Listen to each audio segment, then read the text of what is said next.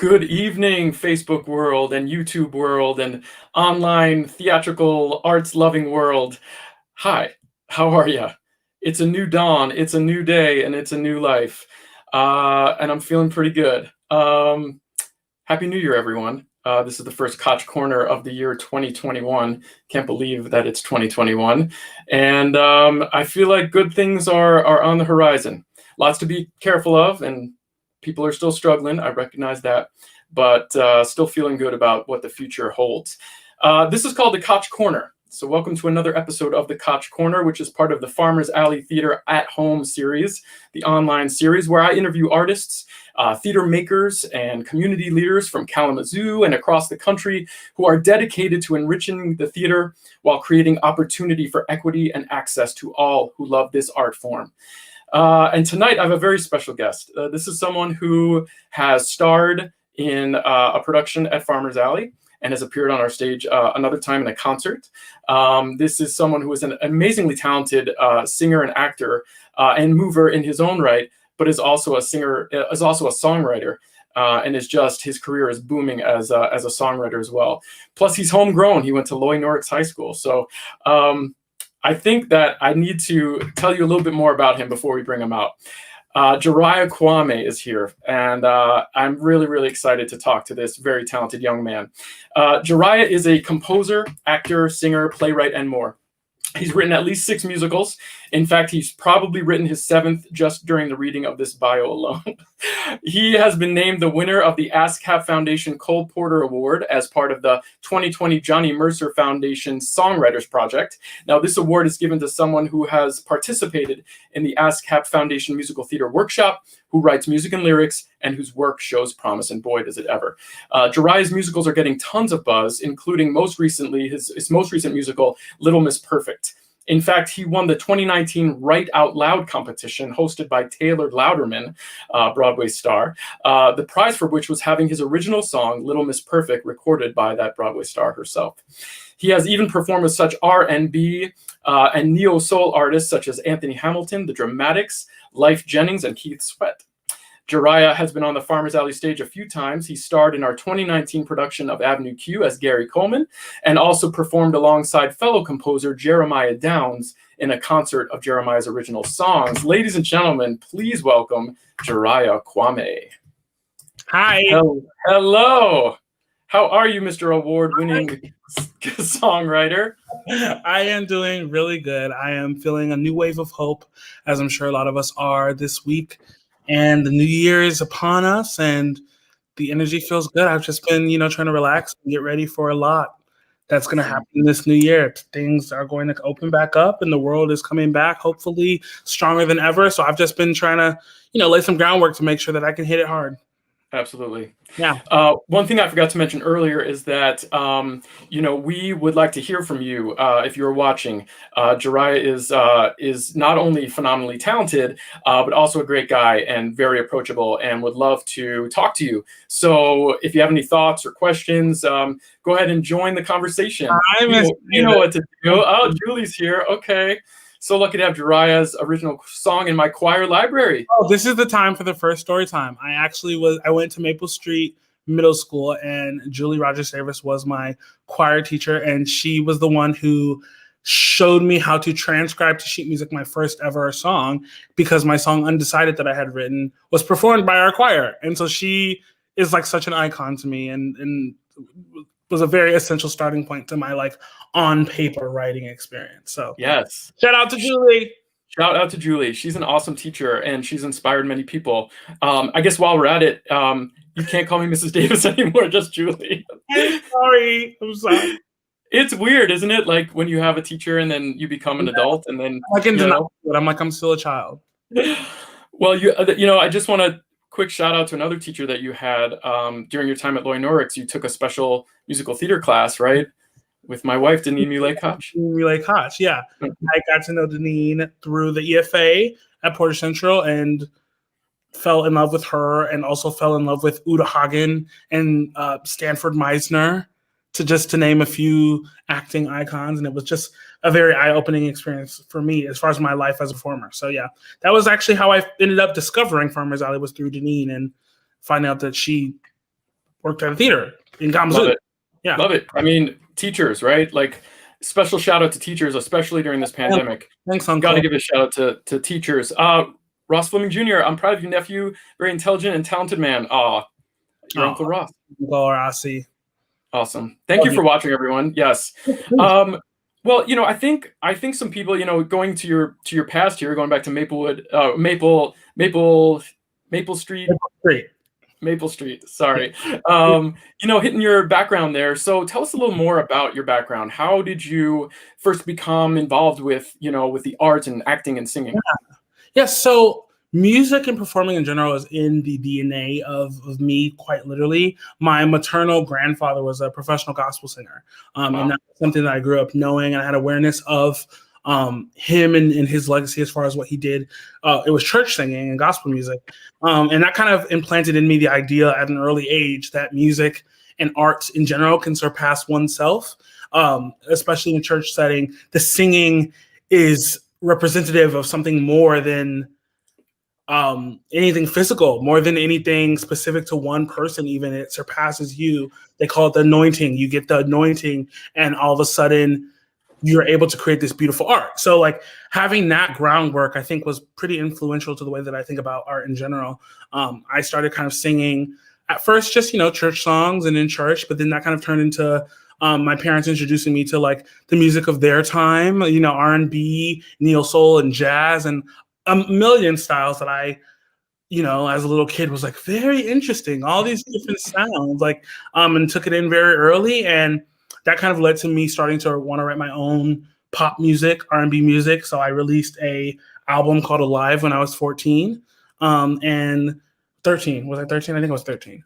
It was in 2013 I did the album. And then I performed with a bunch of artists and got my footing as far as doing commercial music in that way, which I think was really good for me to kind of like get over stage fright. And also like that helped me start seeing music as a product as well, because even though I had always seen music as such a visceral, emotional thing, it is very much an industry. And that was a good introduction to that. Then through my older sister, who was in a production of Into the Woods, I saw Into the Woods, and my auntie said, Alive. Hi, auntie.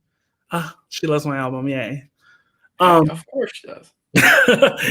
So what was I saying? Oh yes, I saw Into the Woods, and I saw Into the Woods time.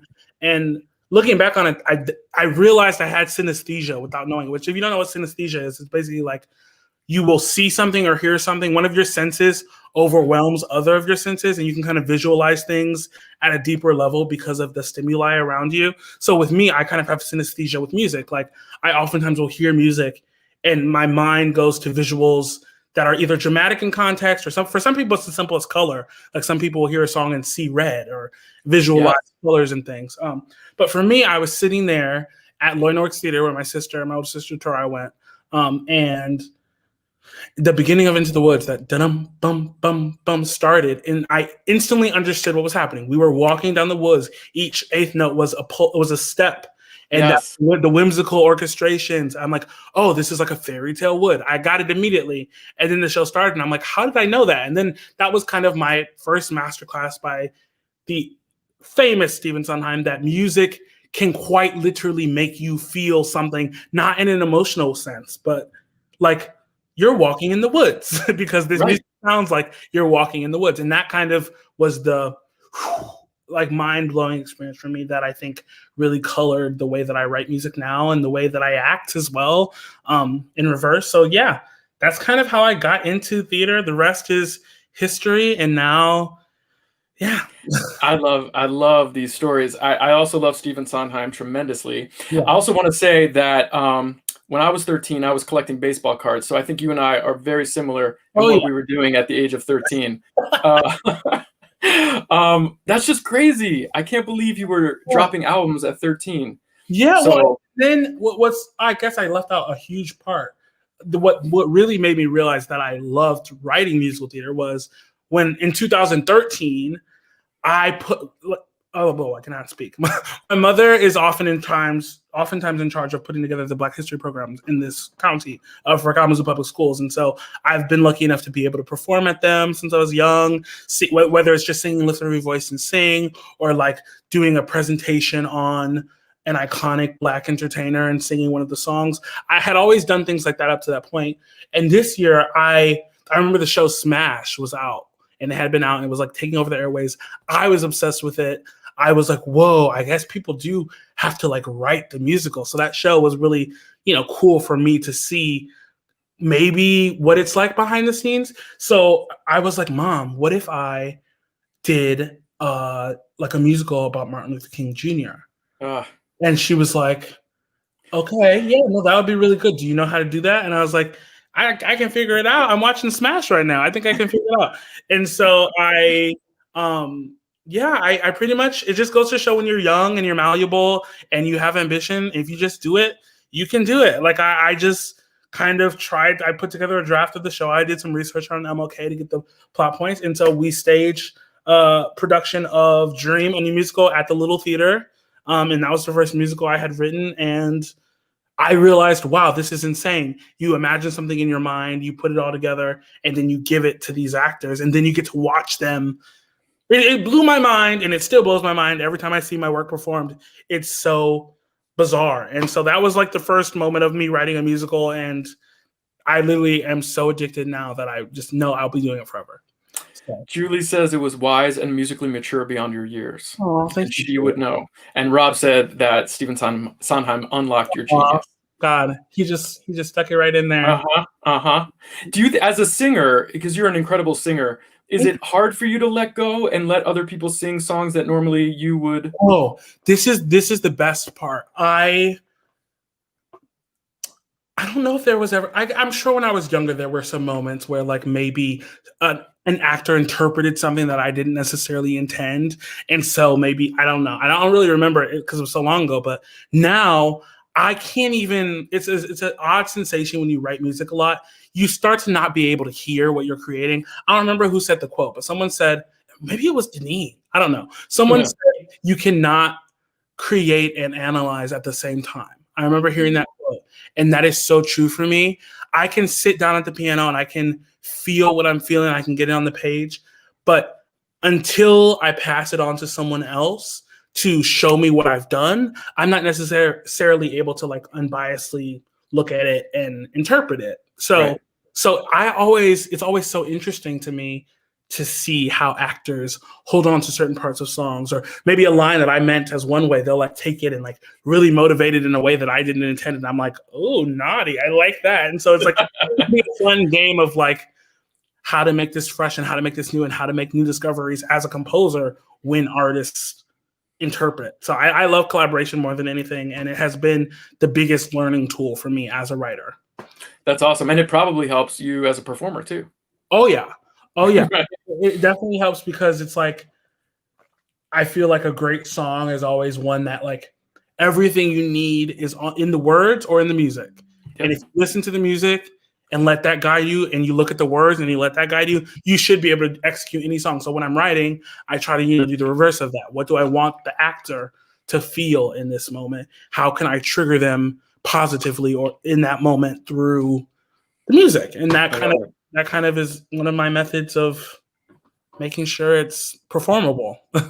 Very cool. Insight. I hope everyone's enjoying this. Join the conversation. There's been some great comments so far. And if you have questions, maybe we'll have time and we could ask this fine young man a question. Okay, so let's move forward into college. So from Maple Street to Loy Norrix, an EFA into Western Michigan University, right? Yes, go Broncos. Okay, all right. Bronco fabulous. Now that you've mentioned, these are all things that we said in college. Okay. Now making a fool out of myself and repeating. That's all right. I think Joan and Jay are very happy that you're doing the mottos right now. So I put together some pictures. You got to play some great roles there. Okay. Saw you play Judas in Jesus Christ Superstar. You absolutely slayed it, and what a great production. Josh Peduto was great as Jesus, and really, really well done. I really enjoyed this production. Tell us a little bit about your experience. Yeah, Jesus Christ Superstar was an insane experience for multiple reasons. One, I think I had definitely heard of the show. And I think I had probably heard Heaven on Their Minds out of context. So I was like kind of like, whoa, this show is like crazy, especially like coming from a religious background and coming like the idea of it was like so cool to me, and like reading the articles about like how the show is picketed on Broadway. Yeah.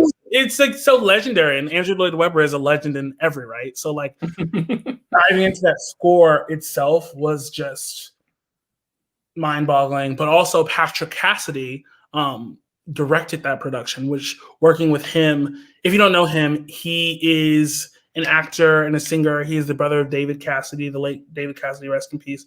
And he's amazing. And I got to work very closely with him. Me and Josh both did. The whole cast did, but the leads got to really work with him on those songs. And he had this whole vision of showing that story throughout time and how history repeats itself. And he was just, it was so cool. One of the things I do love about Western Michigan University's musical theater program is you're going to get the most education from hands-on work. So that was, we did a lot of body work because I'm a shorter guy, and Josh, who's a very good friend of mine, is like super tall. So like they had to like reel me back physically so that I could feel more powerful, even though I was smaller. And that was a tool that I've used since every time I'm on stage, because I'm like, I guess I feel so like large in my mind that I don't really think about the fact that like I'm a shorter guy. So like being aware of that and being able to use that to strengthen myself on stage was just one of the many things that I learned during that production. It was so beautifully done in every way that if you saw it, like you really, you've got a fan. You definitely have a fan. Julie. Julie Davis loved you in that role. That's so funny. She said I had some explaining to do to them during intermission. Yeah, it's a lot. I mean, that's what's so fun about Jesus Christ Superstar. It sets it out of context a little bit so that you kind of just get to see the events in a really glamorous, ridiculous way. And it helps you be more objective. Like I definitely had some like reservations about playing Judas, one of the most, arguably the most, outside of Satan himself, arguably the most hated character in the Bible. So it's like, why would Andrew Lloyd Webber want to write a show from his perspective and like maybe humanize him a bit? And it was really awesome to like, get rid of my mind thoughts about who this guy is and play the reality of the situation. And it was a challenge for sure, but I think that it was executed. So yeah. Absolutely. Yeah, a rock, and you were fantastic. The show is pretty iconic, like a rock musical, from 1970 or 71, kind of ahead of its time, and just like you said, humanizing these characters, you know what I mean, and making you feel like these are real people, real people with real thoughts and feelings. Totally, that's what I love about it. Yeah. Awesome. Well, we could talk about that all day. Yes, Farmer's Alley says write down in this section here, who else thinks that Jesus Christ Superstar is Andrew Lloyd Webber's best score? Yes, tell us your thoughts. And okay, to be fair, I have to be fair here. I did see Cats for the first time as the movie, which maybe wasn't giving him the shine that he deserved. But at the same time, I loved the movie. I probably will get so much hate for this, but I thought it was great. I mean, it was a musical about cats, right? Like that's the whole point. Got another fan. Hi, Julie. Hi, Julie. Thank you so much. Hi, Steve. How are you? Okay, I get to stay Switzerland. I get to say Switzerland here because I haven't seen it. So I haven't seen the movie of Cats. No, I saw Cats on Broadway. But I've never seen. I did. Okay. I did. I saw it towards the end of its run, and I was trying to imagine, like, as a slightly older person at that time, like not in high school anymore, what it must have been like to be in 1984 when it opened on Broadway, to see it break the fourth wall and have these cats like crawling all over the audience and having the trash in the aisles, you know what I mean? Yeah. And really like more immersive. I think it was probably one of the first more immersive. I could be totally wrong about this, but it felt that way to me. What I find so amazing about Cats is without their ideas like that, I always imagine, it's so funny to me to imagine being like the board of producers or whoever is going to try to greenlit this project. Like, I always imagine like the guy who wrote Avatar, he had this idea and he had to get these people in a room and go, okay, so blue aliens, you can like plug into the alien. Like, so with Cat, I imagine like, how did he get people like, it's so brilliant, but how did he get people to go, basically it's people, but they're cats. And there's this ball, and one is like, how did he? I mean, I guess because it was a book of poetry, it's not like he had to like go from ground zero. But still, like, it takes true talent, I think, to take a concept like that is so like, even now people don't really know what it means. He probably played the song "Memory," and then they were like, "Oh, that's a hit, done." Yeah, I mean, literally one of the most iconic songs of all time. Seriously. All right, let's just talk about another show you did at Western. The Wiz, which I unfortunately did not get to see, but looking at these pictures, I know I can't remember exactly what I was doing at that time. I'm so bummed I missed this. These costumes, the makeup, the wigs, Gary Lee McCormick. I mean, Amanda Elliott on the makeup. She's now working for Circus Olay. She's a superstar, one of the kindest people I've ever met. Catherine Wagner on these costumes. It was truly a masterclass in spectacle. So cool. Yeah. So cool. And so timely, right? Like, just really a story symbolic of, finding yourself, being true to yourself and appreciating, what you have in your life and, and realizing that we need to all think with our head and our hearts. The Wiz was something that I grew up on. Like from as early as I can remember, I remember being like afraid of the Munchkin scenes because in the movie version with Diana Ross and Michael Jackson, it's so like stylistically almost dark, and it's like there are some spooky moments in the movie. And I remember being a kid, it was the scariest thing to me, but I couldn't look away. And all the songs, the Michael Jackson, I was blown away. So it's always been so iconic to me. So when I found out we were doing it at Western, I like had my eye on the Tin Man, and I was like, I'm going to watch this movie, and I'm going to watch like as many people as I can because I want this part. So I ended up working out, and that was arguably my favorite show I've done to date. Wow, really? Yes, the show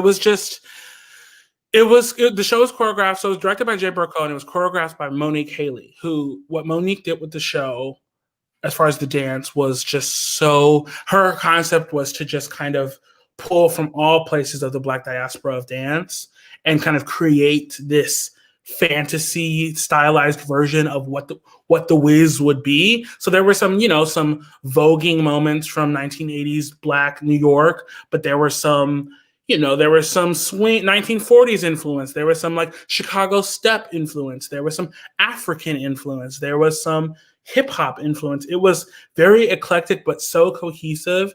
And it was some of the most gorgeous choreography I have ever seen, and definitely the most fun choreography I've ever done. So that, in addition to also being able to sing What Would I Do If I Could Feel, which is also like master of a song, Charlie Smalls, like also insane what he did with that score, the simplicity, depth, so good. And so that show was it was blast. Now I'm kicking myself even more. I know. You should have come. I know. All right. Well, and it also features another song. So 2 songs I've been thinking about recently with the inauguration. Feeling Good, which made famous by Michael Bublé, but is actually from a musical theater, a Broadway show. Do you know where that song's originally from? No. It's a show called The Roar of the Grease Paint, The Smell of the Crowd, written by Anthony Newley and Leslie Bricusse, who wrote Who Do I Turn To? Who Can I Turn To When Nobody Needs Me? Okay.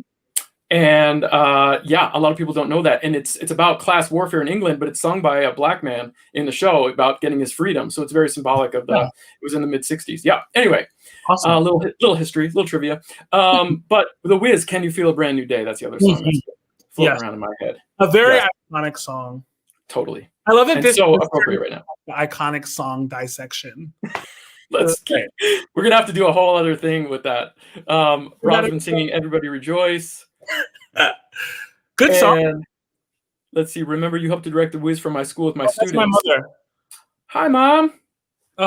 Yes, that's true. I directed The Wiz at my mom's school at Millwood Elementary at the time.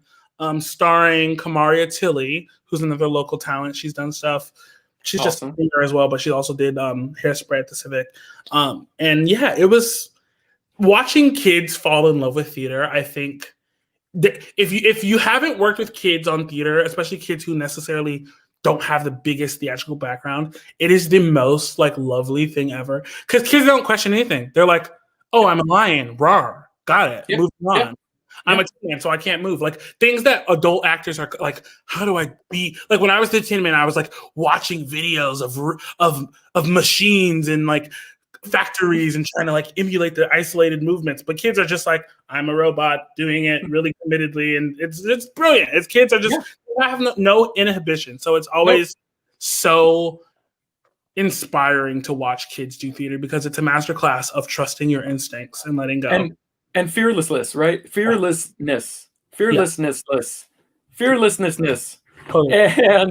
uninhibitedness, right? Yeah. The floor is lava. The floor is lava. Floor is lava. It just is. You know, and kids just go with it. They just jump on a chair. I would be scared to land on the ground as a kid. I really would. Really? Yeah. Yeah. I bought into. You just never know. What if it really was lava? Okay.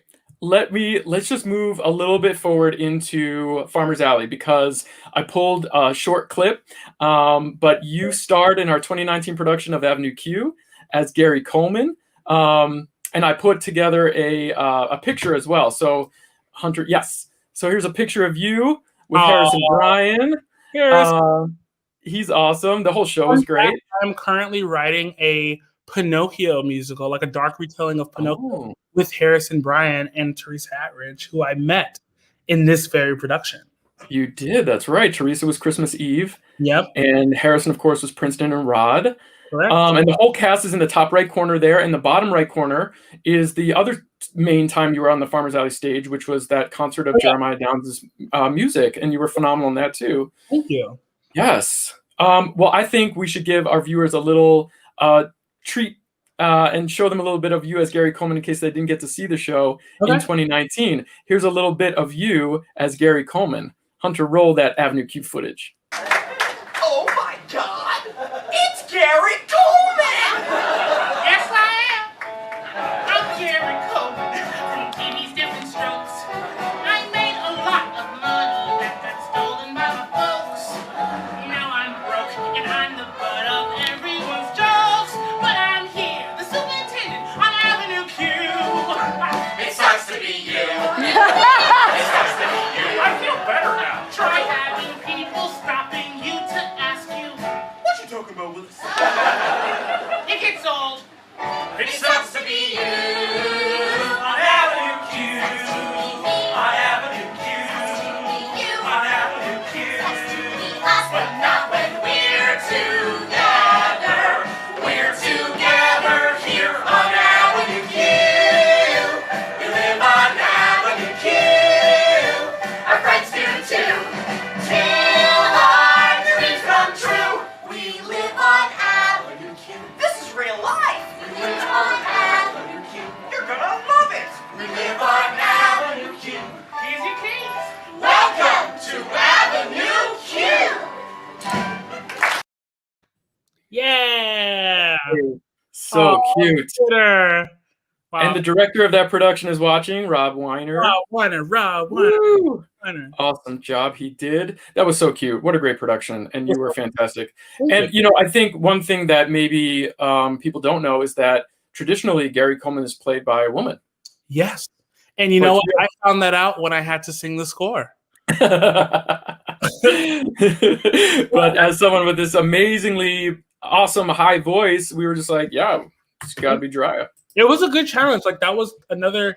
Whenever I'm on the show, I always try. Like, no matter how easy I think the show is, no matter how hard, no matter how easy, I try to find one thing that I'm like, this is something I'm not the best at, or I think I could be better at, and I try to focus on that throughout the whole run of the show. With that show, it was one, like not being afraid of just big in general, not being afraid of being big. You have to for Avenue Q. But then the other thing was like how to make something really high. Because I've not sang a lot of parts that were high for me.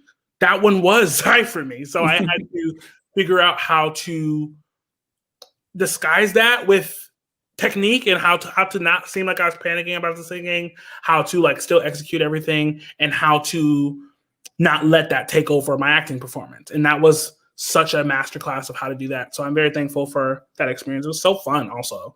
You did it. You totally did it. I'm sure Lori Hatfield helped out, our music director, but I miss you, Lori. I love you, Lori. If love her. Watching, I don't know. But yeah, I mean, you did. I mean, and it's it's so awesome to hear you say how you know what I mean. You find that one thing that you got to work on during the run. You know, because a lot of people just sort of focus on their own thing, and you're going above and beyond. So that's great.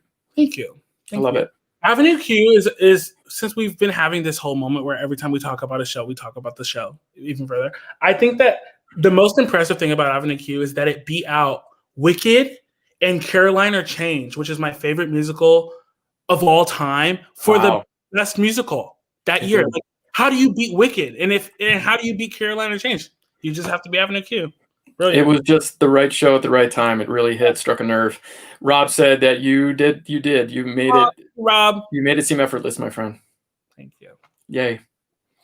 All right. Let's just take a little bridge into songwriting, right? So we talked about your performing background and your performing career a little bit. But how did you were you writing the whole time? That during this time that we've been talking about? Yeah. Yes. What's so weird is, and I'm sure a lot of writers, people who have been writers like for most of their lives will connect. When you're like, I started writing before I knew I was writing. I would take songs that I liked as a kid, and in my mind, I would just like make it better. Like I would hear a song and I would sing. Even to this day, like I have a hard time memorizing words as they are, because sometimes I'm like, this would be better, and so I start singing it. But as a kid, I would just sing. I would make up stuff all the time. I didn't know, I wasn't doing it for any reason besides just like, I guess I just had it in me to do it. So I would just like make up songs, and I'd be singing songs like as a child. Like I was a really weird child. I think my mom said, "Mom, if you're watching this, when did I start?" I think I started talking when I was like less than a year old. Like I started like saying things just because I was like very observant. So I can imagine that I was just like always like making up stuff. But it really, the songwriting really started when I started writing like pop music. The first song that I think I wrote down like on paper was Undecided, which that's the song that Julie Rogers Davis helped me put up for the choir. That was like the first, like, this is a full song that I wrote, completely original with a piano part and everything. And that was kind of the first official moment. Okay. So yeah. Now, so did you feel like that was a strength of yours, let's say when you were in high school? Yeah. Were you thinking, okay. Yeah. And so by high school, my freshman year of high school, or no, my sophomore year of high school was when I did Dream. So I had already written music. I started writing music in like the 5th grade. Wow.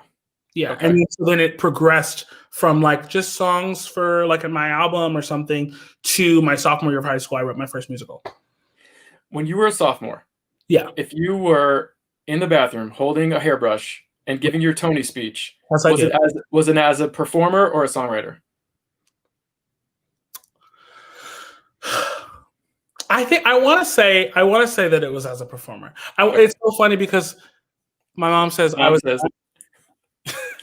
9 months old and having full adult conversations. I believe her. My biggest thing that I got in trouble with in school was like I would just talk all the time. I would talk too much. Every person, they didn't matter who you sat me next to. I'd be like, "What's up? What do you think?" Like I was so social and I couldn't shut up because I just had my mind was going so fast and I was just trying to get it all out. And teachers were always like, "He just talks a lot. He's a great kid, but he talks a lot." And I'm like, "Oh, there." I can relate. Good. I can relate. Those are the best kids. Well, you know, it's. I mean, that's what this is what life is about, right? Like, connecting with other people, your friends, your family, loved ones. Like, you might as well get to know people while we're on this earth. You know, exactly. And that's all those kids do, and they're just that's right. Thank you.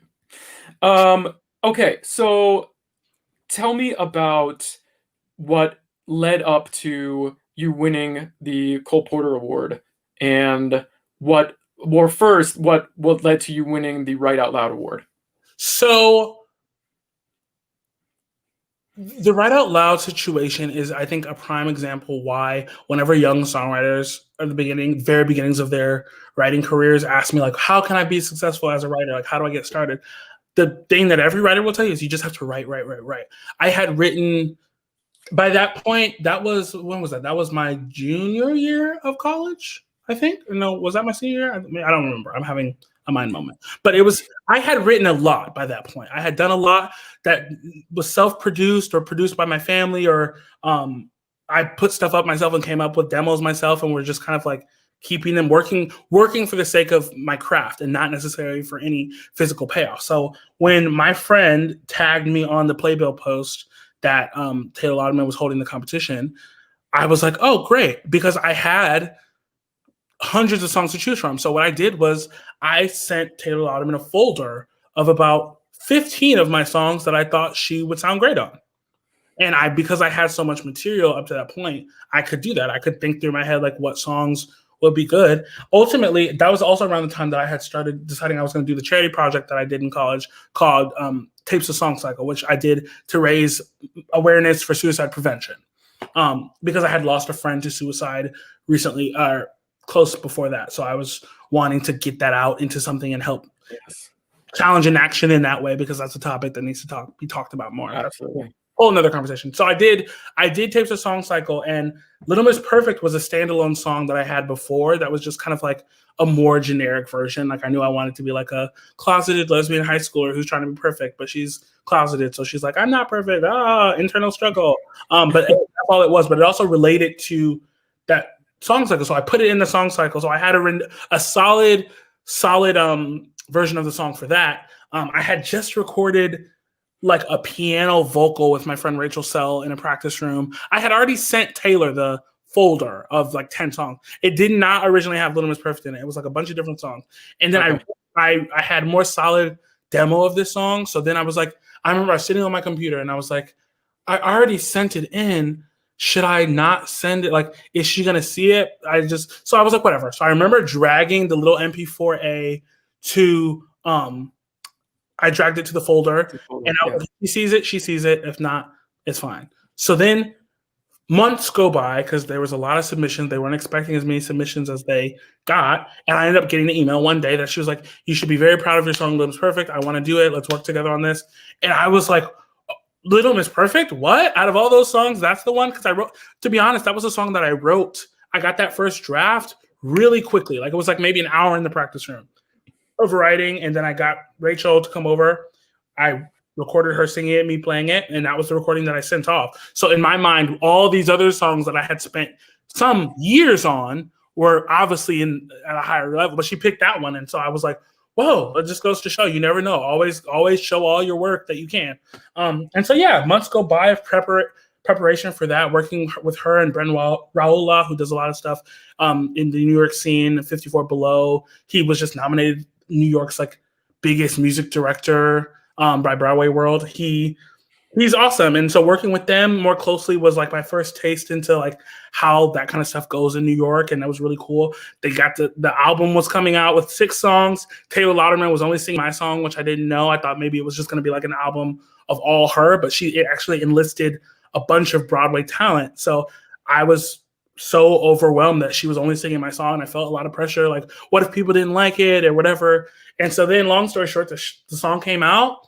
It did get a lot of like, wow, this song, like when it first came out, but then it didn't even really fully live its life until about a year later, when this fandom called the Owl House fandom online, connected to this Disney show, discovered this song and compared it. They thought it related to one of the characters in this Disney show. So the fans were like, this song is perfect. And then the next thing I knew, it was in the millions. It's now currently over 10 million collective views on YouTube, and it's millions on TikTok, and everyone knows it online because it's popping up for people everywhere on TikTok and all kinds of content. There's been celebrities who I like and follow who have used the sound of Little Miss Perfect on TikTok, which is like crazy. So it's just, Write Out Loud really did open the door for me to have a lot of connections in the music industry because of this song, but also just it helped me, start to get a fan base.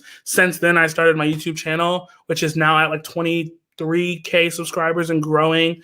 And yeah, I decided to do the Little Miss Perfect musical. So it was Right Out Loud was one of the most life-changing things that has ever happened to me. That's fantastic and well-deserved. And I think our viewers need to see a little bit of this. We've got a clip of Taylor singing the beginning of Little Miss Perfect, and I think we should show it now. Okay.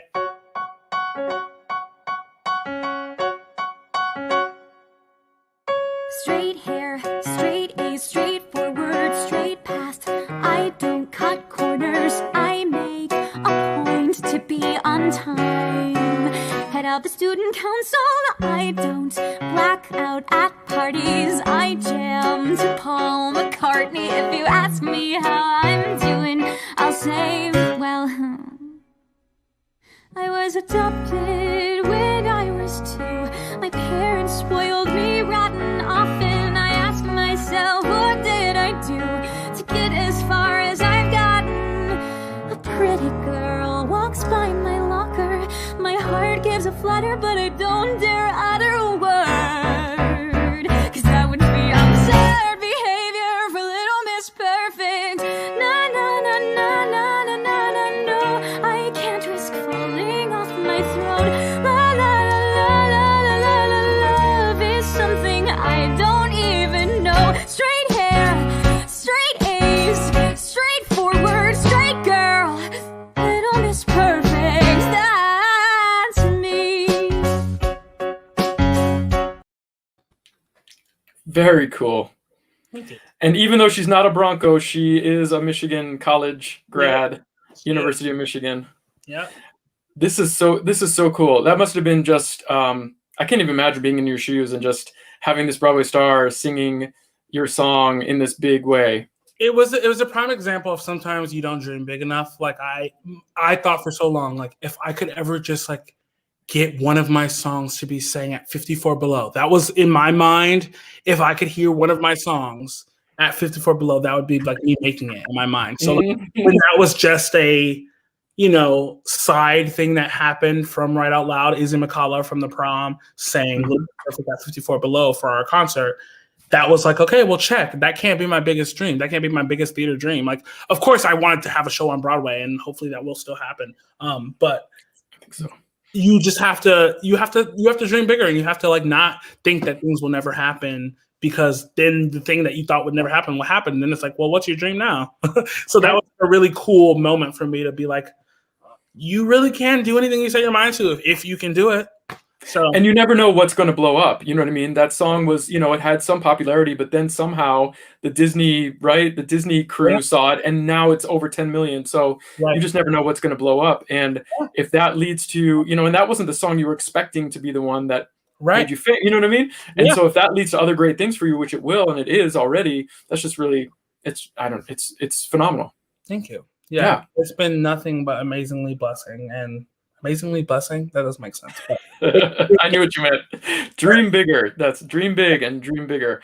Well, let's just stay on that a minute, because one thing I do sometimes talk about in this interview series is mixing art and activism. So you mentioned this lead character that, Little Miss Perfect is basically a lesbian and like struggling with her sexuality. Tell me a little bit more about the themes of the show and how it deals with equality and inclusivity. Yeah. So when I was deciding that I was going to officially make this a full musical, it was important to me that the LGBTQ theme, it was still present there, but I wanted to dig deeper, and I thought about the fact that I do have the attention of a lot of young people, and this is a very turbulent time in a lot of ways. So I ended up coming with a story about this girl named Noelle, who her world is turned upside down when she falls for the exchange student from the Philippines being hosted by her family. And she has been a slacker up to this point in school. She's a junior, so kids are starting to like figure out where they're going to college and get their acceptances. She's not on that boat. So she, in addition to dealing with facing her sexuality and figuring out who she is, she also gets the connection to start trying to be the class president as a resume builder, so that the colleges she's trying to apply to, she has like an in with a college. So her step dad gives her the ultimatum of like, if you do really good and you make this year great, I will help you get into college. So she's like, okay, great. She's like, I know what I'll do. I'll run for student body president. Now she has these two best friend characters, Elijah and Amani, who are both Black students and her best friends in the whole world. And there's this racist security guard at her school who's known for kind of profiling the Black and brown students more so than the other students. And there's an incident between that security guard and her best friend Elijah, which causes some uproar at the school. So in addition to her dealing with all her own personal issues, as the class president, she has to kind of weigh her white privilege and decide if she's gonna be an ally to her peers and make change where she can, or in order to secure her perfect life and this college acceptance, just pretend to be little Miss Perfect. And that's kind of the premise of this musical, that the concept album for it is actually coming out later this year. I will be able to say a release date very soon, but yeah, it's going to be really exciting. And yeah, did that answer your question? It sure did. Yes. Okay. I mean, I think it's important, right? To, there's nothing wrong with things that are, just pure entertainment, a little fluffy, but there's something really profound about, mixing art and activism and really trying to get a message across, especially when it's done in a really insightful way, as opposed to, soapboxy or preachy. It sounds like, you know what I mean? Yeah. You're a talented playwright as well as composer. So did you write the book for this as well? So this, I guess, will be the first announcement publicly, but joining me in writing this show will be the famous Lauren Gunderson, who is, fun fact, the most produced playwright in the country. I actually worked with her last year when I was performing a show at Shakespeare Theater Company in DC. She wrote the world premiere production of Peter Pan and Wendy at the Shakespeare Theater Company. So I was in that as the role of Slightly Soiled. And I met her then, and we had a connection, and she really was mentoring me as far as like getting my work off the ground, and she really believed in me. So when I was trying to find a book writer for this, she was my first thought, and I never thought she would say yes, but she did. And I'm so excited to be working with her on the book. But yeah, that's amazing. I'm writing the book, and I'll be writing the music and the lyrics. That is amazing. And Rob is right, because he's mentioning shows like Dear Evan Hansen and Be More Chill, Jagged Little Pill. It seems like you have an opportunity to connect with a big audience. Yeah, totally. People are trying to figure out who they are, and this sounds like this could really connect. And Sue also has been watching your career blossom, and thank you, Sue, for watching and for those kind words about Joriah. So yeah, wow, phenomenal news, and you heard it here first on the Koch Korner. Joriah Kwamé and Lauren Gunderson. That is so exciting, and we're gonna give people a way to keep up with you and follow you in just a moment. But before I do that, I always end my interviews. Lynn remembers your commitment to piano lessons, and they have paid off. They sure have. Before I always end with something hopeful, and as I said earlier, I am feeling more hopeful these days, and I think you are too. But other than arts, what else is giving you hope right now?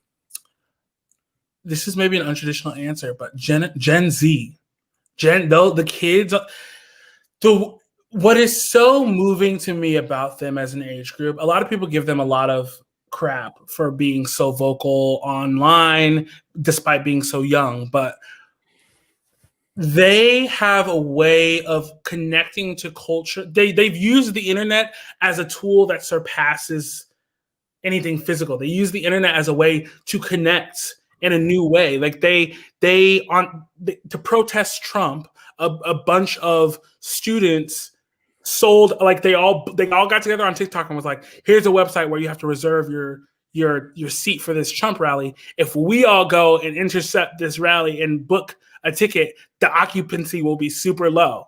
And they banded together to do that protest using the internet.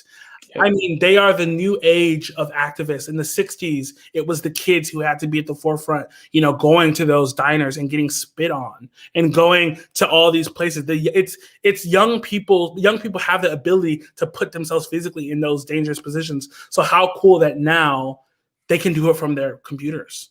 They can create things online to challenge inaction and to, rant on TikTok about how they feel about what their mother said about this or political things or just anything. And they're able to use the internet in a way as activism. And I think that that's insane. And I think that it only speaks to how smart and empathetic they are, as Robert. Thank you, Rob.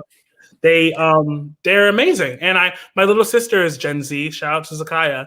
And like even just the conversations I've had with her about social issues are very inspiring, and they make you feel bad because they're the ones who are going to be left with this stuff that we've created for them. And even though it can be sad to imagine them being here, they're ready to fix it. They thankfully are going to challenge all the things that we have done, and they're going to take over. So I found them and their fearlessness, as you said earlier on this call. What happened to me? So inspiring. So yeah, that was a very long answer to a short question. Rob had a comment, and Julie, talking about how Gen Z cares about the planet. And it just reminds me, going full circle to something you said earlier, where, young people will they're fearless and they're uninhibited, right? Yeah.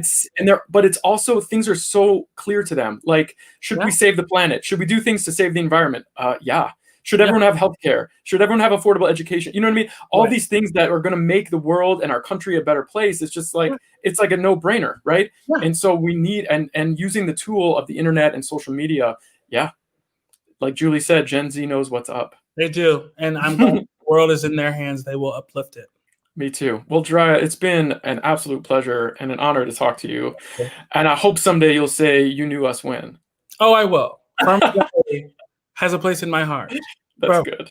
That's good. No, what I meant by that was, you're going big places, and, we are so proud of you. And I hope that doesn't sound condescending, because it's just, it's true. It's deep. And, I consider you like a younger brother, Thank you, Jeremy. Yeah. And I'm just I can't wait to see what else. You've done so much already at such a young age, and I just can't wait to see what else the theatrical and artistic world has in store for you.